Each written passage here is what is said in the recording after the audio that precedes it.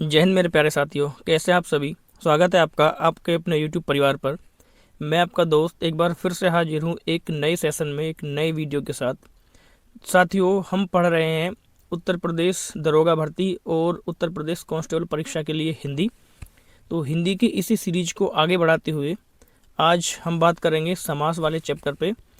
पिछली ही क्लास में हमने समास को ही डिस्कस किया था लेकिन समास का एक टाइप वहाँ मैंने आपको छुड़वा दिया था, जो कि तत्पुरुष समास का था। क्योंकि ये समास थोड़ा सा बड़ा है, इसलिए हमने इसको लास्ट के सेशन में रखा है।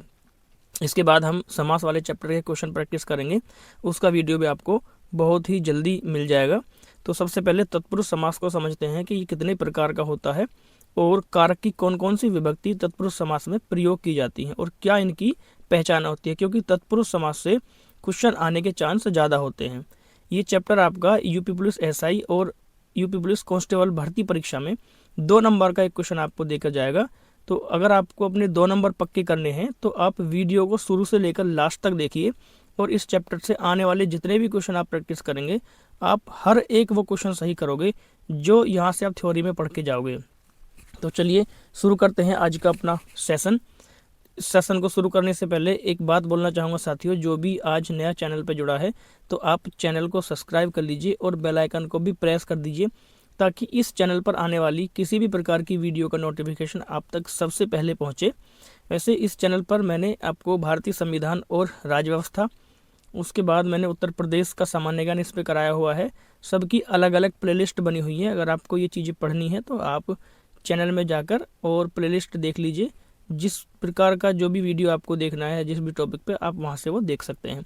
तो चलिए शुरू करते हैं अपना आज का सेशन। आज बात करेंगे हम तत्पुरुष समास पर। तत्पुरुष समास क्या होता है, इसमें कौन सा पद प्रधान होता है, कौन सा पद इसमें गौण होता है, सारी चीज़ों पर हम बात करने वाले हैं। तो सबसे पहले इसकी परिभाषा देख लेते हैं। तत्पुरुष समास वह समास होता है जिसमें उत्तर पद यानी दूसरा पद प्रधान होता है और पूर्व पद यानी पहला पद गौण होता है, यानी इसमें उत्तर पद की प्रधानता होती है। तो मैंने ये सारी चीज़ें आपको पहली वीडियो में बता दी हैं कि पदों की प्रधानता के आधार पर समास कितने प्रकार के होते हैं, और अगर डायरेक्टली पूछ लिए समास कितने प्रकार के होते हैं तो वो दोनों का जो है क्वेश्चन पूछने का तरीका अलग है और दोनों के आंसर अलग होंगे। अगर आपने इससे पहले वाला वीडियो नहीं देखा है तो पहले आप वो वीडियो देख लीजिए। मैं आपको ये सजेस्ट करना चाहूँगा, अगर वो आप पहले वीडियो देखेंगे तो ही आपको ये वीडियो अच्छे से समझ में आएगा। तो परिभाषा हो गई। इसमें क्या होगा, दूसरा पद यानी उत्तर पद प्रधान होता है और पहला पद जो है वो गौण होता है, छिपा हुआ होता है, उसकी कोई प्रधानता नहीं होती। जैसे मैंने कुछ एग्जाम्पल लिखे हैं यहाँ पर, जैसे राजकुमार लिखा है, मनमोहक लिखा है और जेब कतरा लिखा है। अगर मैं इनका समास विग्रह करूँ तो राजकुमार का समास विग्रह हो जाएगा राजा का कुमार यानी राजा का पुत्र। तो का विभक्ति लग गई इसमें, ठीक है। तो विग्रह करने पर ये थोड़ा सा बड़ा हो जाता है और समास जो है शब्द को छोटा करता है। ये हमारा सामासिक शब्द है और ये समास विग्रह, इसका विग्रह होगा। तो विग्रह करने पर कारक की विभक्ति इसमें लग जाएगी। अगला है मनमोहक। तो मनमोहक का मतलब होता है मन को मोहने वाला, जो मन को मोहले वो होता है मनमोहक, ठीक है। तो इसमें को विभक्ति का प्रयोग हुआ है, इसमें का विभक्ति का प्रयोग हुआ है, ठीक है। तो ये विभक्तियां मैंने आपको अपने पहले वीडियो में बताई हैं कि किस कारक के साथ में कौन सी विभक्ति का प्रयोग होता है। तो इसमें आपको कोई डाउट नहीं होना चाहिए। आगे जेब कतरा लिखा हुआ है, तो ये है जेब को कतरने वाला, जेब को कतरने वाला। तो ये कुछ एग्जाम्पल्स थे जो तत्पुरुष समास की परिभाषा को डिफाइन करते हैं। इसके बाद जो है हम पढ़ने वाले हैं इसके प्रकार, कि ये कितने प्रकार का होता है, कारक की कौन कौन सी विभक्तियां इसमें प्रयोग की जाती हैं। जैसे यहाँ पे तत्पुरुष समास में कारक की 6 विभक्तियां प्रयोग की जाती हैं। तो ये पूछा जाता है कि कितनी विभक्तियों का प्रयोग किया जाता है। तो ये इंपॉर्टेंट फैक्ट है आपके लिए, इसको रट लीजिए। तो तत्पुरुष समास में कारक की 6 विभक्तियों का प्रयोग होता है, इसलिए यह समास 6 प्रकार का होता है। इसके 6 भेद है। जैसे पहला हमने कारक की विभक्ति पढ़ी थी 8, ठीक है। कर्ता, कर्ता ने, कर्म को कर्ण से के द्वारा, संप्रदान के लिए, अपादान से अलग, संबंध का की के, ठीक है, अधिकरण में, पेपर और संबोधन हे अरे। तो वहाँ 8 थे। अगर उस 8 में से मैं कर्ता को हटा दूं, देखो इसकी ट्रिक कैसे, ये भी पूछा जा सकता है कौन कौन सी विभक्ति नहीं प्रयोग की जाती। तो शुरू का पहला हटा दो और लास्ट का हटा दो, ठीक है, यानी स्टार्टिंग से पहला और अंत से पहला, ठीक है। तो इन दोनों को अगर हटा दें तो बाकी जो बीच के बचे, बाकी जो बीच के यहाँ हैं वो सारे के सारे जो है तत्पुरुष समास में प्रयोग किए जाते हैं। यानी कौन सा प्रयोग नहीं होगा, कर्ता कारक और संबोधन कारक। तो ये इजी ट्रिक है, इसको आप याद रख सकते हैं कि स्टार्टिंग का पहला और अंत का पहला दोनों को हटाने के बाद अगर दोनों हट जाएं तो बाकी के सारे तत्पुरुष समास में प्रयोग होते हैं। तो इसको ट्रिक को आप याद रखेंगे। तो जैसे बात कर लेते हैं तत्पुरुष, कर्म तत्पुरुष जो समास है उसमें कारक की द्वितीय विभक्ति, द्वितीय तत्पुरुष इसको बोलेंगे, क्योंकि पहला तो कर्ता होता है, दूसरा कर्म, इसलिए द्वितीय तत्पुरुष। ये भी ध्यान रखेंगे जो कर्म तत्पुरुष है कौन सा है, प्रथम द्वितीय तृतीय। तो यहाँ से भी जो क्वेश्चन बनते हैं इस चीज को भी मैंने यहाँ पे लिखा है, इसलिए आप इसको भी ध्यान रखेंगे जरूर। ठीक है, तो कर्म तत्पुरुष यानी द्वितीय तत्पुरुष, इसकी विभक्ति होती है को, इसको प्रयोग करते हैं। करण तत्पुरुष को प्रयोग किया जाएगा, इसको तृतीय तत्पुरुष बोलेंगे। विभक्ति में आपको कोई डाउट नहीं होना चाहिए, आपको मैंने याद कराई है और आपको मैंने लिखाई है ये। संप्रदान तत्पुरुष में चतुर्थी तत्पुरुष के लिए होगा और इसकी विभक्ति है के लिए। अपादान तत्पुरुष पंचमी तत्पुरुष विभक्ति हो गई और इसकी विभक्ति है हमारी से का मतलब अलगाव, यानी अलगाव का भाव इसमें होगा। संबंध तत्पुरुष षष्ठी तत्पुरुष है और इसमें का की के विभक्ति का प्रयोग किया जाता है। ऐसे हमारा अधिकरण हो गया, क्रिया का आधार बताता है। सप्तमी तत्पुरुष है विभक्ति में जाएगा, इसकी विभक्ति है मैं पे पर। ठीक है, मैं पे पर, तो ये इसमें विभक्तियां प्रयोग होती हैं। तो चलिए अब देखते हैं, शुरू करते हैं समास। ठीक है, इसके प्रकार। तो पहला है हमारा कर्म तत्पुरुष यानी द्वितीय तत्पुरुष विभक्ति इसमें प्रयोग होगी। इसमें को विभक्ति का लोप होता है, को विभक्ति का लोप होता है। विभक्ति का पता चलेगा समास को विग्रह करने पर। ठीक है, समास का जब विग्रह करेंगे तब विभक्ति मिलती है। अगर सामासिक शब्द है, सामासिक पद है तो उसमें विभक्ति का लोप होता है। ठीक है, विग्रह करने पर ही विभक्ति मिलती है। जैसे यहाँ पे लिखा हुआ है, ऐसे आपको पेपर में क्वेश्चन आएगा और क्वेश्चन किस तरह से आएगा मैं सारी चीजें आपको बताऊंगा कि कैसे क्वेश्चन बन सकता है, कैसे आपको पहचानना है कौन सा समास है। तो अभी आप एक काम कर लीजिए मेरे कहने से, बस आप बिल्कुल चुपचाप इस वीडियो को पूरा देख लीजिए। उसके बाद आपके जो भी डाउट है आप मुझे कमेंट करके बता दीजिए, मैं उन पर काम जरूर करूंगा, ऐसा मैं आपसे वादा करता हूँ। तो गगनचुंबी ऐसे पूछेगा, गगनचुंबी में कौन सा समास है, तो आपको पहचानना गगनचुंबी में। तो गगनचुंबी का मतलब होता है, अगर इसका विग्रह करें तो होगा गगन को चूमने वाला। तो इसमें विभक्ति मिली को, इसी विभक्ति को पकड़ना है बस। और विभक्ति अगर आपने पकड़ ली तो आप समास को चुटकियों में बताएंगे कौन सा समास है। तो को विभक्ति तो कर्म कारक में लगती है, तो को लग गई तो कौन सा हो गया, कर्म तत्पुरुष समास। ठीक है, गगनचुंबी गगन को चूमने वाला। ऐसे यश प्राप्त होता है, यश को प्राप्त करने वाला, जिसने यश प्राप्त कर लिया हो उसको बोलेंगे यश प्राप्त। तो को विभक्ति इसमें प्रयोग होगी। स्वर्ग प्राप्त यानी स्वर्ग को प्राप्त करने वाला, जिसने स्वर्ग प्राप्त कर लिया है उसको स्वर्ग प्राप्त बोलेंगे। ठीक है, चिड़ीमार, चिड़ीमार का विग्रह करेंगे तो चिड़िया को मारने वाला, जो चिड़िया को मारता है उसको चिड़ीमार बोलते हैं। चिड़िया को मारने वाला चिड़ीमार। कठ फोड़वा यानी कंठ को फोड़ने वाला, जो कंठ को फोड़े उसको कहते हैं कठ फोड़वा। ऐसे मतदाता मत देने वाला या मत को देने वाला, तो मतदाता हो गया। जेब कतरा, तो जेब कतरा का विग्रह करेंगे जेब को कतरने वाला, जो जेब को काटेगा तो वो जेब कतरा कहलाएगा। मनमोहक मन को मोहने वाला। ठीक है, मनमोहक क्या है, मन को मोहने वाला होता है मनमोहक। तो ये इसमें को विभक्ति प्रयोग हुई है, तो को विभक्ति होती है कर्म। ठीक है, कारक में, और कर्म कारक की जो विभक्ति लगेगी कर्म तत्पुरुष समास में लगेगी, तो इसको ध्यान रखेंगे। तो ऐसे आपसे पूछा जाएगा गगनचुंबी में कौन सा समास है, तो ऑप्शन दे देगा तत्पुरुष समास है। ठीक है, हमारा बहुवीरी है, कर्मधारी है या दिगु है। तो ऐसे आपको पहचानना है कि इसमें तत्पुरुष समास है। ठीक है, आगे बात कर लेते हैं नेक्स्ट अगले प्रकार की। अगला जो प्रकार है करण तत्पुरुष समास। ठीक है, करण तत्पुरुष तृतीय विभक्ति तत्पुरुष किसमें लगेगी, जैसे इसके समस्त पद के बीच में जो विभक्ति करण की से या के द्वारा विभक्ति का लोप होता है। जैसे विभक्ति का लोप होगा, जो विभक्तियां हैं इनका लोप रहेगा, लेकिन विग्रह करने पर विभक्ति एकदम से आपके सामने आ जाएगी। जैसे मन चाहा, अब मन चाहा को तोड़कर देखो, मन चाहा जो है इसको विग्रह करो तो आप ये लिखोगे मन से चाहा हुआ। जो भी मन से चाहते हैं उसको हम मन चाहा बोलते हैं कि ये मेरा मन चाहा है, मैंने इसको मन से चाहा है। तो मन चाहा का मतलब मन से चाहा हुआ। ठीक है, तो मन चाहा से विभक्ति होगी। तुलसी रचित, तुलसी के द्वारा रचित, तुलसी के द्वारा रचित। ठीक है, तो के द्वारा विभक्ति आ गई इसमें। तो करण कारक की दो विभक्तियां हैं मैंने बताया, एक तो से और एक के द्वारा। जो के द्वारा विभक्ति है वो आएगी हमारी अधिकतर। ठीक है, अधिकतर आती है जो सजीव वस्तुएं होती है, सजीव व्यक्ति वस्तु जो भी है उसके साथ में के द्वारा लगेगी, और निर्जीव के साथ में अधिकतर से का प्रयोग किया जाता है। जैसे तुलसी जी, जो तुलसीदास थे हमारे एक सजीव व्यक्ति थे, जीवित प्राणी थे, तो उनके द्वारा जो रचित है ग्रंथ उनके साथ में लगेगी तुलसी के द्वारा रचित। ठीक है, तुलसी के द्वारा रचित, तो तुलसीदास के ग्रंथों को बताएगा। रोग पीड़ित, रोग से पीड़ित। ठीक है, रोग पीड़ित का आप करोगे समास विग्रह तो क्या आएगा, रोग से पीड़ित। रोग से पीड़ित, तो ऐसे इसका विग्रह करेंगे, ऐसे हमें विभक्ति मिलेगी।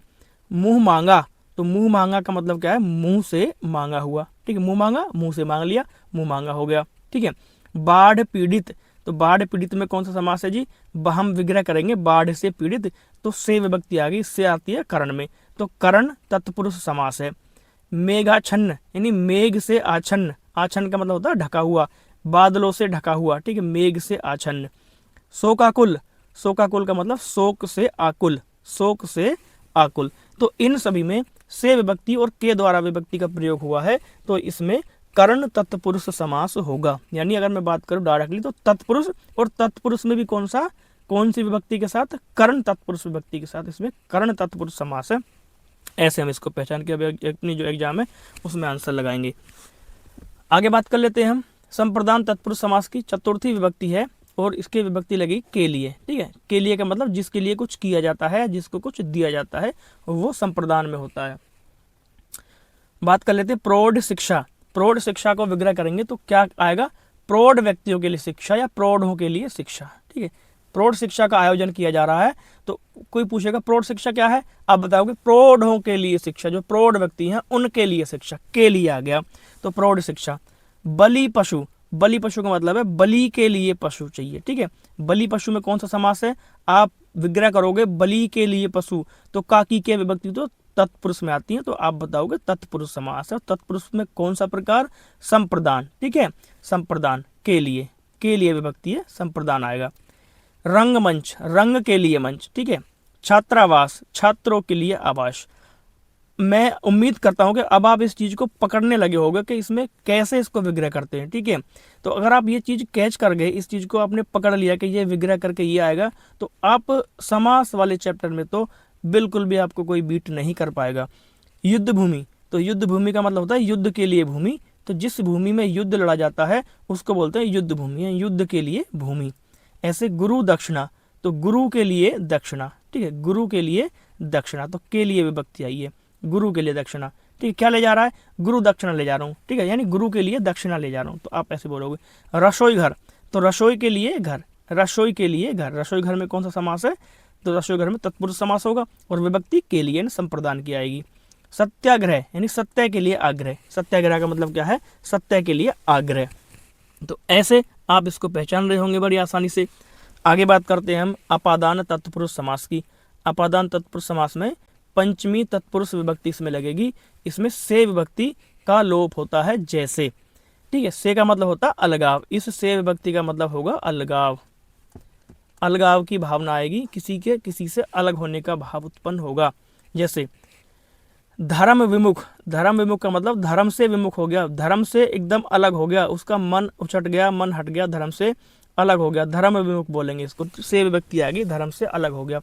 विद्या रहित यानी विद्या से रहित, ठीक है, विद्या से अलग हो गया, इसके अंदर विद्या नहीं है, विद्या से रहित है, ये विद्या से अलग है।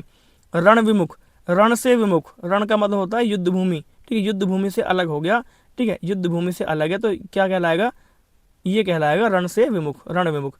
पथ भ्रष्ट, अपने पथ से भ्रष्ट हो गया, पथ से अलग हो गया, तो पथ भ्रष्ट इसमें आएगा। पाप मुक्त, पाप मुक्त का मतलब है पाप से मुक्त, पाप से मुक्त हो गया, पाप से बिल्कुल अलग हो गया।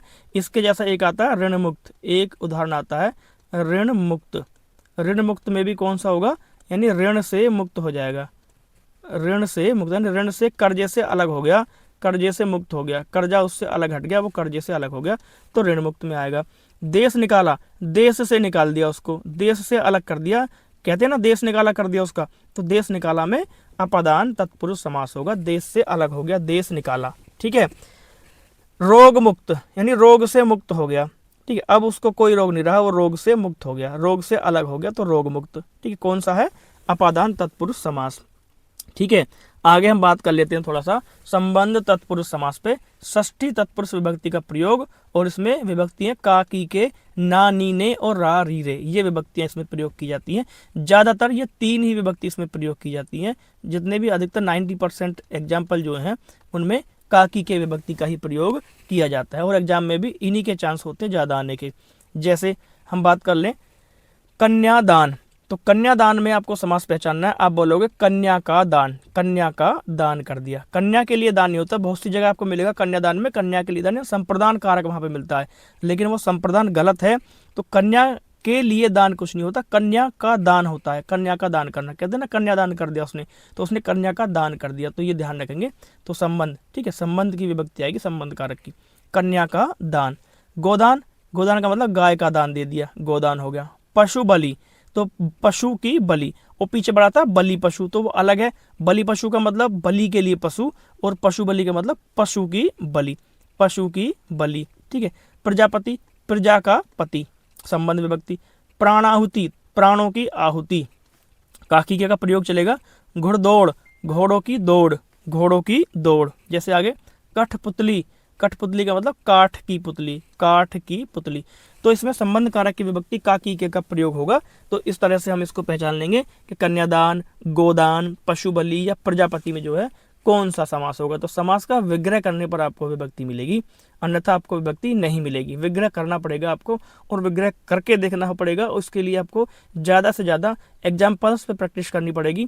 इस टॉपिक को पढ़ने के बाद आप किताब से क्वेश्चन लगाओगे, इसके बाद मैं भी आपको क्वेश्चन कराऊंगा, तो आपको प्रैक्टिस जब करोगे तो चीज़ें आपकी एकदम से क्लियर हो जाएंगी, सारी चीज़ों में क्लैरिटी आपकी आ जाएगी, ठीक है। तो प्रैक्टिस मेक परफेक्ट मैन, तो प्रैक्टिस जो होगी वही आपको परफेक्ट बनाएगी, और प्रैक्टिस जितनी ज़्यादा कर लोगे उतना ही आपके लिए अच्छा है मेरे दोस्त। आगे बात कर लेते हैं हम अधिकरण तत्पुरुष समास की। सप्तमी तत्पुरुष विभक्ति का प्रयोग होगा, और इसमें मैं और पर विभक्ति का लोप होता है समस्त पद में, लेकिन विग्रह करने पर विभक्ति निकल के आती है। जैसे ध्यान मग्न, अब इसमें विभक्ति का लोप है, जैसे ही विग्रह करोगे आप लिखोगे ध्यान में मग्न, तो आपको विभक्ति मिलेगी, ठीक है, ध्यान में मग्न। तो ये हो गया हमारा अधिकरण। जलमग्न, ऐसे ही जल में मग्न, ठीक है। रणवीर, रण में वीर, यानी युद्ध में वीर हो रहे वो, ठीक है, रणवीर। आप बीती, आप पर बीती, या आपकी जगह कभी कभी आ जाता अपने पर बीती, ठीक है, अपने पर बीती, दोनों का मतलब जो है एक ही है, आप बीती या अपने पर बीती। वनवास, वन में वास, ठीक है, वनवास का हो गया वन में वास। रेलगाड़ी, रेल यानी पटरी पर चलने वाली गाड़ी, तो इसको जो है रेलगाड़ी को हम यहाँ से थोड़ा सा हटा देते हैं, क्योंकि ये तत्पुरुष के अन्य उपभेद हैं, ठीक है, वहाँ पर हम इसको पढ़ेंगे। तो यहाँ इसको जो है आप स्किप कर दीजिए, क्योंकि ये इधर जो एग्जाम्पल इसमें यहाँ लिखा है ये एकदम से सटीक इसका नहीं होगा, ठीक है, अधिकरण तत्पुरुष का नहीं होगा। तो इसको हम आगे पढ़ेंगे, जो इसके उपभेद होते हैं, ठीक है, उसमें ये आएगा। तो अभी मैं उसके आपको उपभेद कराऊंगा, तो वहाँ हम इसको पढ़ेंगे, वहाँ आपको ये देखने के लिए उदाहरण मिलेगा। तो ये वहाँ सटीक बैठेगा, यहाँ नहीं, ठीक है। जैसे नीति निपुण, नीति निपुण, नीति में निपुण, नीति निपुण क्या होता है, नीति में निपुण। घुड़सवार, घोड़े पर सवार, घुड़सवार का मतलब, घुड़सवार किसको बोलेंगे, जो घोड़े पर सवार होगा। तो घोड़े पर सवार यानी घुड़सवार में कौन सा समास है, तत्पुरुष, और तत्पुरुष का कौन सा टाइप, अधिकरण तत्पुरुष समास, ठीक है। तो ये कारक की जो 6 विभक्ति थी हमने 1 बाय 1 एक प्रयोग करके देखी, और अब हमारा काम रहता है कि क्वेश्चन की प्रैक्टिस किस तरह से करनी है वो मैं आपको बताऊंगा। तो इससे पहले हम थोड़ी सी बात कर लेते हैं, जो तत्पुरुष समास है उसके उपभेद भी होते हैं, ठीक है। तत्पुरुष समास के 4 उपभेद होते हैं जो हम यहाँ पढ़ने वाले हैं, यहाँ से भी क्वेश्चन बहुत बार आया है, ठीक है। तो ये नया तत्पुरुष हो गया, अब देख लीजिए पहले नया तत्पुरुष समास, लुप्त पद तत्पुरुष समास, और हमारा एक होता अलुप्त तत्पुरुष समास। तो इन सबको हम पढ़ेंगे अभी। तो सबसे पहले बात कर लेते हैं हम नए तत्पुरुष समास की। इनमें थोड़ा सा डाउट रहता है बच्चों का, तो मैं आज इस तरह से आपको ये चीज़ समझाऊंगा कि आपका जन्म जन्म का डाउट जो है आज ही खत्म हो जाएगा, ठीक है। आपको चाहे कितना भी पुराना, कितने भी दिनों से डाउट चलता आ रहा हो नए तत्पुरुष, लुप्त पद या अलुप्त तत्पुरुष में, तो आज वो आपका डाउट खत्म हो जाएगा पूरी तरह से। तो नए तत्पुरुष की बात कर लेते हैं, थोड़ी सी परिभाषा समझते हैं, उसके बाद इसके एग्जाम्पल समझते हैं। जैसे वह समास है जिसमें पहला पद निषेध, निषेध का मतलब नेगेटिव यानी नकार का बोध कराता है, पहला पद जो है नेगेटिव होगा, नेगेटिव सेंस दिखाएगा। जैसे ने, ठीक है, कौन सा, जैसे ने या ए का प्रयोग होता है। स्टार्टिंग में या तो ने आएगा या ए आएगा। यदि दूसरा पद स्वर से शुरू होता है, ठीक, इसके बाद अगर दूसरा पद स्वर है तो ने का अन हो जाता है, ने जो है अन का साउंड करेगा, ठीक है। और यदि व्यंजन से शुरू होता है तो ने ए हो जाता है, जो ने है वो ए बन जाएगा, ठीक है, ए बन जाएगा, जिससे नहीं, या रहित का अर्थ निकलता है। तो आप ये स्वर व्यंजन में मत उलझो, तो परिभाषा मैंने थोड़ी सी क्लियर कराने के लिए यहाँ पे लिख दी है। तो आप डायरेक्ट एग्जाम्पल पे आएंगे, एग्जाम्पल समझते हैं। जैसे आपको ये दे दिया नए सभ्य बता दो जी इसमें कौन सा समास है, या नए सभ्य की जगह असभ्य आ गया तो इसमें समास कौन सा है।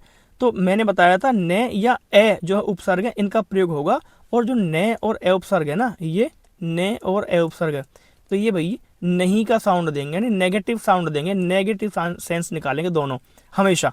जैसे न सभ्य, तो न सभ्य का मतलब होता है असभ्य, यानी उसको सभ्यता नहीं है, नहीं वो सभ्य जो सभ्य न हो लिखा हुआ है। अब देखो यहाँ पे मैंने लिखा था यदि दूसरा पद स्वर से शुरू होता है, तो देखो दूसरा पद स्वर है, दूसरा पद तो व्यंजन है, से एक व्यंजन होता है।